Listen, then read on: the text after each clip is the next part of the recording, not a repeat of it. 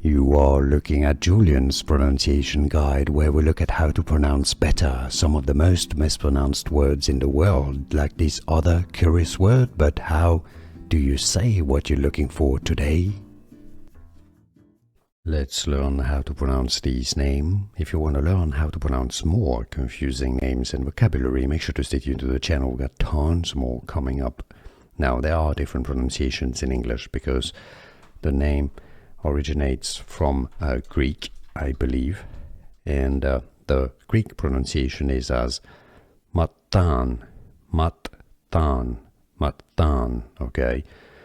That's the Greek pronunciation. Therefore, there are different interpretations in English as Matthan or Matthan as well. Some say it as Matthan as well. How do you pronounce it yourself? Let us know in the comments. It'd be interesting to learn how you pronounce it and for which reasons. So let us know, let everybody know in the comments which of the pronunciation that I've talked about do you normally use.